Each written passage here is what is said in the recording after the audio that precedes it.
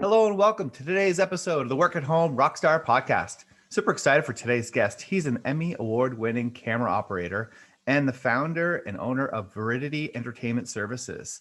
And what they do is they help people to execute live streaming events from a technical perspective. Very relevant in today's world. So excited to be rocking out today with Howie Zales. Hey, Howie, are you ready to rock? Totally.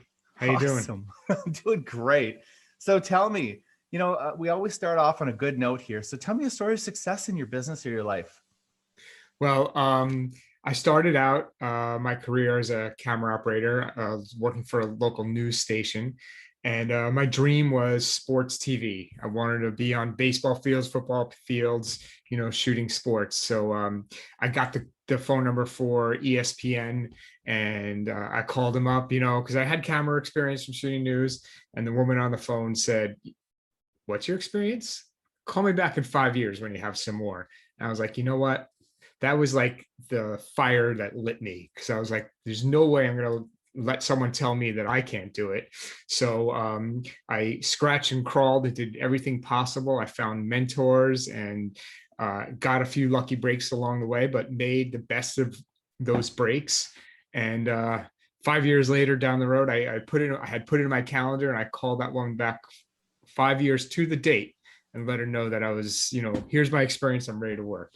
Wow, right on. And that's a great story. So that definitely shows a lot of initiative for sure. Yeah. Was it the same woman though? Yes, totally. That is awesome. Yeah. And did she remember you? She vaguely. Yeah, she probably turns away a lot of people, doesn't Yeah, she? yeah. But probably doesn't expect them to come back. Exactly. So now I know with the good comes the bad. So, every once in a while we hit a bad note. So I'm wondering along that journey, was there, a big mistake that you made or some sort of failure that we can learn from and maybe we can avoid on our journey? Failures are, there's a lot of advice, but there's no books that give you 100%. This is how you have to do things. And, losing money, spending too much money, spending money you don't have. And I started 3 businesses completely self-funded, and, learning to max out the credit cards, but, get things going.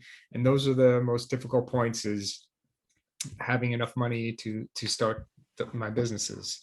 Yeah, exactly. Well, and how do you do it? Like, how do you have enough money to start the businesses? Well, we start, for me, the TV industry is an expensive business in terms of equipment. So we tried to be smart and only buy equipment that we needed for the jobs that we had. And once we got those jobs, we bought the equipment, and then we reinvested the money from those jobs to pay off the equipment and buy a little bit more each time. It was kind of like we kept putting things in front of us, bought the equipment, and that's how we did it. We self-funded everything. Wow. That's really applicable to just about anybody starting a business from home too, Yeah. because we all have certain equipment that we're going to need for our particular job, right? Or for a particular work. And, Absolutely. sometimes, if you're a graphic designer, you're going to need a much different laptop than if you are, just doing coaching or something like that. Right. So, Right. Like, how did you make those decisions on like I would assume that there are certain pieces of equipment that you can tell a difference between something that is really high end and something that's just getting started. But did you just get like the starter equipment and then move up, or did you? Well, how did you make those choices? Good question. Several times throughout my career, as a camera, we'll start with as a camera operator, right? I knew that I needed to buy a professional camera that when someone called and they said, "What camera do you have?" And if I didn't answer with the current camera that most camera people have, then I wouldn't get the job. So I had to, max out my credit card, spend the $50,000 at the time to buy the camera, the lights, the audio, and then, slowly paid it off. And then, but after a period of time, once it was paid off, the rest was, profit. But you have to invest in your business and in yourself to make the money, because if you don't have the proper equipment to do your job, then it's not not going to work. And in today's day and age with our live streaming business, if we don't have, the proper PTZ pan tilt cameras to do the job, then we're not going to get hired. So yeah, you have to invest in the proper equipment to do your job. Yeah, that's brilliant. Yeah, exactly. So there are certain things that you really do need to have because your client's either going to want to ask for it or they're going to notice the difference in quality. And then there Right. are other things that you might just have to work a little bit harder to make it work with a lower end equipment, right? Exactly. So in today's day and age, people that aren't educated, clients that aren't educated in the equipment, they want 4K, right? Because they think 4K is the best thing out there. But it's kind of a gimmick because 4K, you can't watch it anywhere, you can't stream it anywhere. So you don't need a 4K camera. But do you need a 1080p high def camera? Absolutely.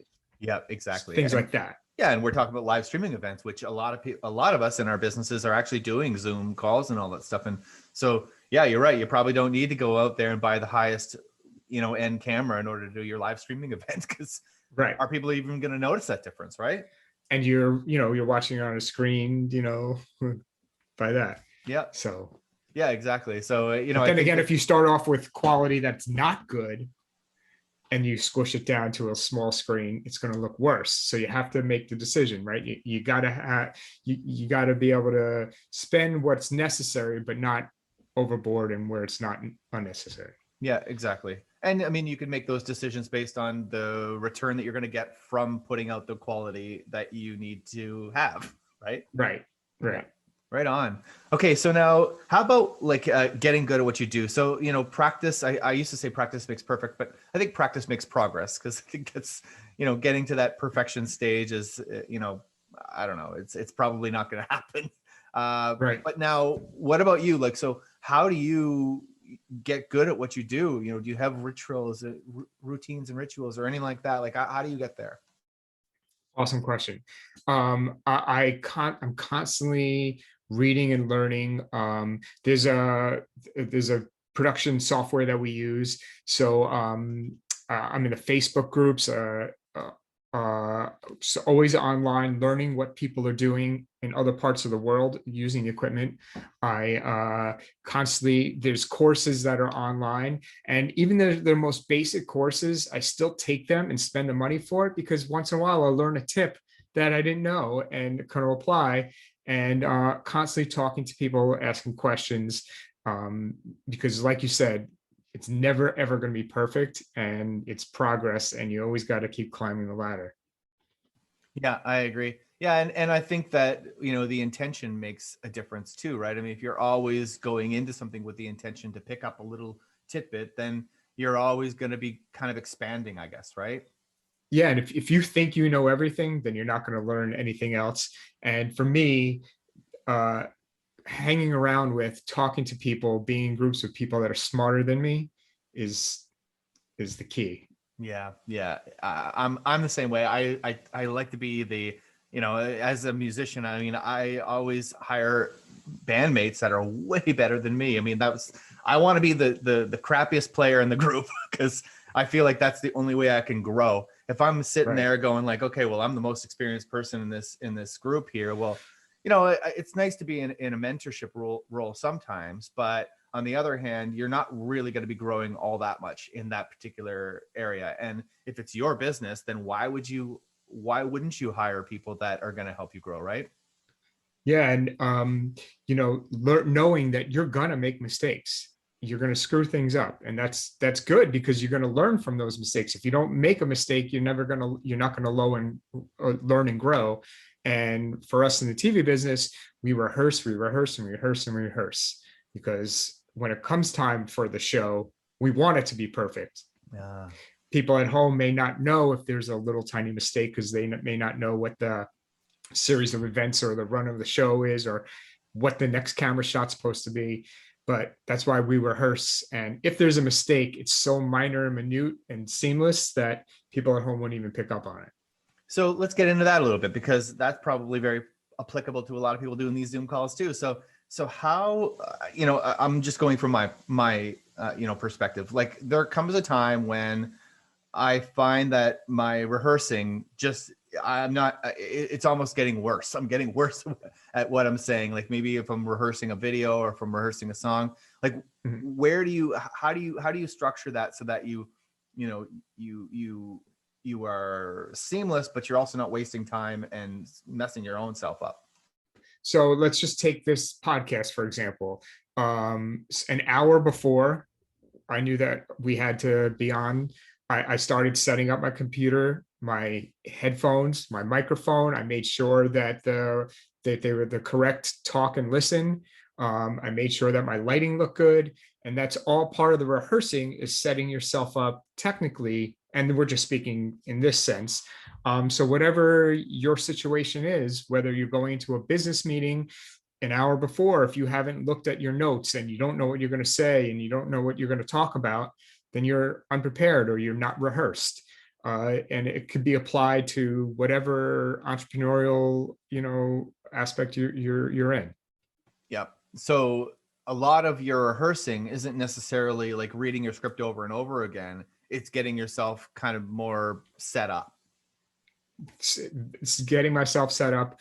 If we're doing a show, we obviously make sure we're all technically set up, making sure all the lighting looks good well in advance, and we run through it and run through it and run through it again. And just when we think that we're there, we do it one more time just to Mm. make sure. We press every button, every audio fader up and down, just to make sure that there's not a small little mistake. And every time we make a change, we verify that the change has been made, and we save our show files, and just we try to do everything possible not to have a mistake.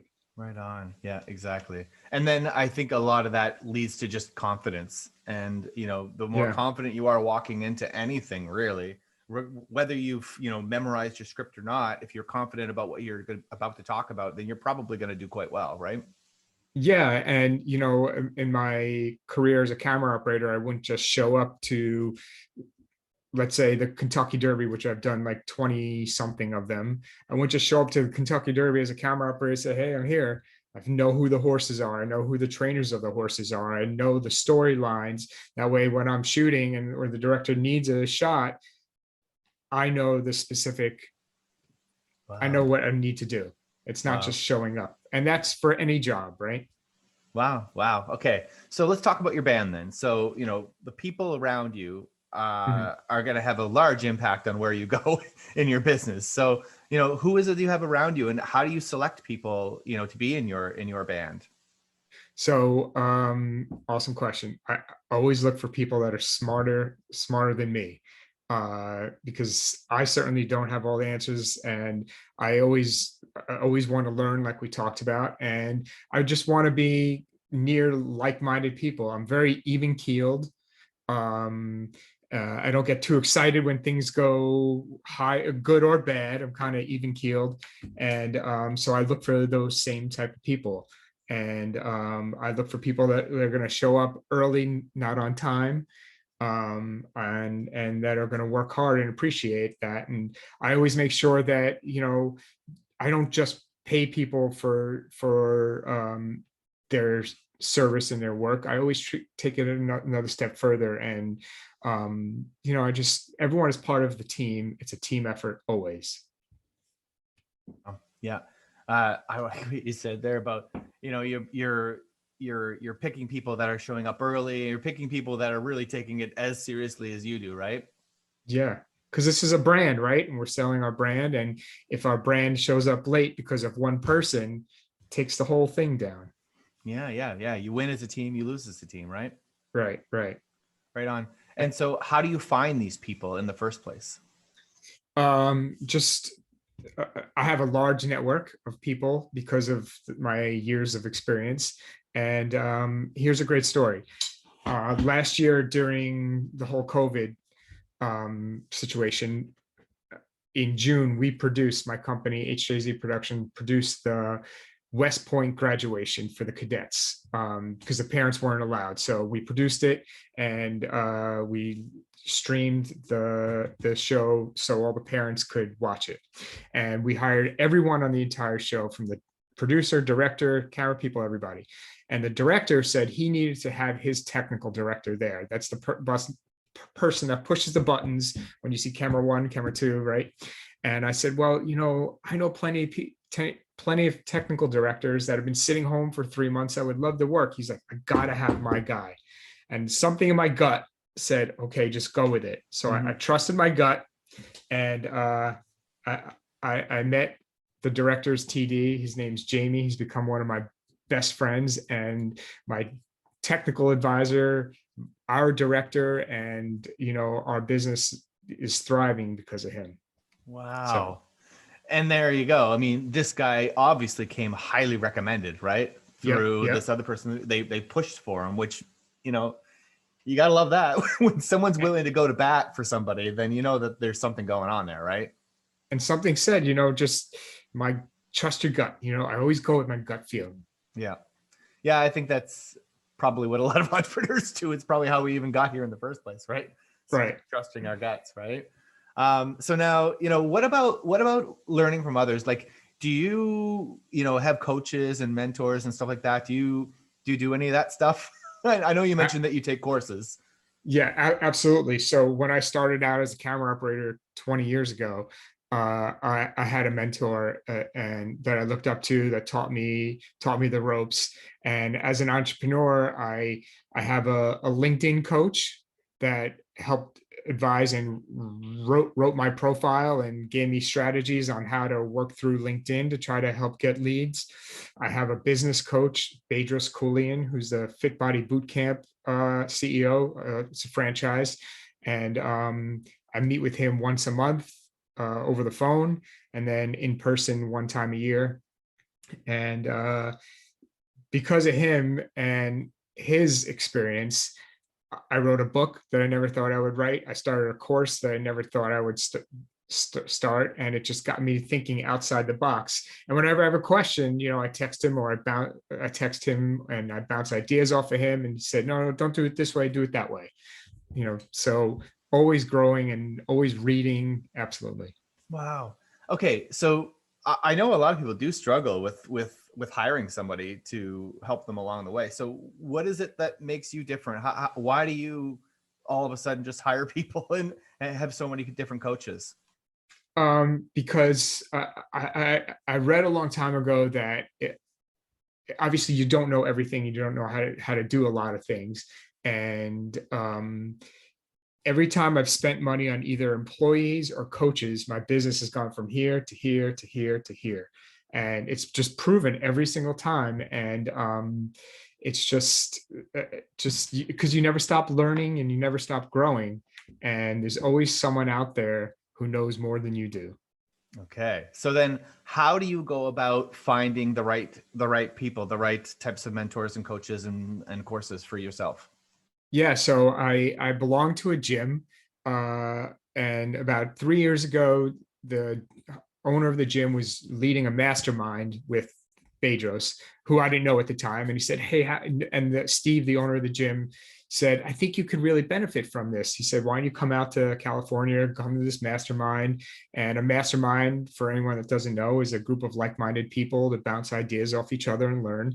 And I had no idea what it was at the time. And so I went out there and for a 2-day thing, and it was awesome. I learned a lot. I got, I told them about my business, and they gave me some ideas about how to kind of make it grow. And every idea that I was given, I implemented it, and it helped. And then I went out for another one, and I was talking with Bedros, who has a coaching program. And, I said, I really think you could help me take my business to the next level. Wow. Okay. So you meet somebody that you respect, and then you tend to work through them. Yeah. And if they're like me, and I know that their intentions are good, and they're smart, and their businesses are way up here, and I know it's something that, and if I feel like, and I go back to trusting my gut, I trust my gut. If I feel like I can learn from them, then I make the investment in it. Right on. Yep. And does it ever not work out for you? Like what happens there? So far it has not. So far everything's been good. No negative situations with that yet. Yeah, I find that even when you take a course or you hire somebody that, you don't necessarily get what you expected, you still get something, right? And there's Right. always a win out of there, right? And when I was coaching with Bedros, unfortunately, a lot of the time was during COVID when there was no business, so I had no questions. But that's when he said, "Well," he got me to start thinking outside the box, and that's when I kind of developed my course and wrote a book, and then we put some sessions on hold and kind of transferred it to the following year. So it's everything still was like extremely positive. Oh, I love that. So what ended up happening there is that you probably saved yourself a lot of doing nothing because Yeah, you yeah, because you had somebody that was like keeping you accountable, and you were like, well, what am I going to do now? If you right. hadn't had that regular session, what would you have done, right? Right. And, part of my daily routine is my morning routine. I get up at 5 o'clock every day. And during COVID, there was not one day I didn't get up at 5 a.m. and start work. I had nowhere to go, nothing to write, no business because all of our business was shut down. Yeah. But that's what I did every day. I worked on my book with a writer coach and my course. Right on. Okay, so now it's time for your guest solo. So let's hear a little bit more about your business and what's exciting in your world. Yeah, so I've talked a little bit about it, but VES or Viridity Entertainment Services. Viridity stands for the state of being green, because my personality is when things get really, really good, that's called being in the blue, where you get really, really excited, you're in the blue, right? And if things are bad and you get really, really angry, it's called being in the red.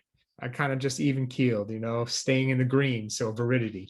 Love it. Um, Viridity Entertainment Services, we're a live stream and event planning company. We do professional live streams for sporting events, concerts, talk shows. We've worked with people like Magic Johnson, Charles Barkley, Tiger Woods, just to name a few. We've done cooking shows, anything you can possibly imagine, religious services. And we make it easy for our clients because we handle all of the technical aspects of broadcast or production. Um, we have like 20 camera kits that we send out. So people don't even need to leave their homes. We send out these camera kits with high-end laptops and cameras and microphones, and we walk them through the setup, which is extremely easy. And then we dial into the computer, we focus the camera, we change the lighting, we can do anything possible. And then we bring them into the production, and all they have to do is sit there and be on the show. Wow, really? Yeah, And now they yeah. send it back when they're done, or So with the equipment, we send a return label, and all I have to do is just pack it up. And we send like a QR code on how to set it up and a QR code on how to pack it up, because once you take stuff out of a box, getting it back in, and then you send it back, and it's so easy. And we handle all the technical aspects, and we're a small business. My wife and I, Jenny, founded the company. So when you want to talk about billing and invoicing and estimates, Jenny takes care of it. When you want to talk tech, it's me. And wow. then we have a team of people behind us that work with us on our shows who are the best in the business. Wow, that's a brilliant idea. And so so this actually started through COVID then, or did you have it going Yeah, before? awesome story. So Jamie, who I talked about earlier, I met in June, and I was talking to him, and we were talking about live streaming, and I knew that it existed, but maybe it was like 5 years down the road, the technology. And he had just gotten into it. And I was, I'm Jewish, and I knew in September of this past year that the services for the holidays weren't going to be able to take place in person, right? So I it's like, live streaming, how are we going to live stream? And then we were bouncing ideas off each other, and we came up with like a little plan. I went to the rabbi and I was like, hey, Brian, this is what we need to do to get the services out there. And I said, as long as we're going to be different, why don't we create videos, and we'll go out to the community during the summer and we'll shoot all this stuff. And we had this whole plan of how to do things. I'm like, there's got to be a way to monetize this. And then in the middle of all this, a client called and said, you know what? I have to do 9 interviews with Major League Baseball players. They're all going to be in separate places during these 9 weeks, but the interviewer can't leave her house. I'm like, ding. Wow. Wow. Brilliant. Good job. Yeah. Well done. Yeah. Thank you. This is a really cool idea. So now how do we find out more about this if we want to set up our own event with you? Yeah, so I'm on Instagram at Howie Zales, on LinkedIn at Howard Zales, and viridityentertainment.com. It's VIRIDITY entertainment.com. And that's it. Go from there. Well, Yeah, absolutely. and I mean, I was going to ask, who would be the ideal person that would benefit from this? But it's pretty much anybody who wants to run an event, right? Yeah, we do deal with a lot of agencies. We do a lot of sports talk shows, a lot of sporting events. Anyone that wants to, we do a lot of LinkedIn lives. And it's frustrating when you see a lot of those things and the cameras are out of focus and the bookshelf behind the person is in focus and the eyes are all blurry. We're like, so anyone that wants like a quality, high, broadcast quality production. Yeah, because you can handle all that stuff remotely. So they just have Yeah. to point the camera and then you do everything behind the scenes. We help them set it up. And then we even do a lot of hybrid events where, maybe before where there's like 1,000 people showing up to an event, maybe 250 are going to show up in person, and we handle all the tech in person and stream it to the people that don't want to be there in person. Love it. And Yeah. so like we're going to be probably seeing a lot of that as these restrictions get lifted, because I think a lot of people have realized that there's a lot of power in streaming the event, even though it's a physical event, right? Because there's a lot of people that just can't make it. Don't want to go, and you can be more productive if you stay home, and you can get the same benefits, except you're just not in person shaking the hand. And the other thing in the sports world, putting things on TV is very expensive. And there's a lot of events that are not seen, and these smaller type events that have some money but don't have TV money can get live streamed. And now we're talking jobs for people in the TV field that wouldn't have normally been working. Mm-hmm. And it's just a win-win, and all the athletes are getting airtime, stream time. Wow, really cool stuff. Okay, right on. So what was that website once again? viridityentertainment.com, VIRIDITY entertainment.com. Awesome. Thank you so much for rocking out with me today, Howie. This has been a lot of fun. Thanks, Tim. I appreciate it, man. Super grateful. And to the listeners, make sure you subscribe, rate, and comment. We'll see you next time with the Work at Home Rockstar podcast.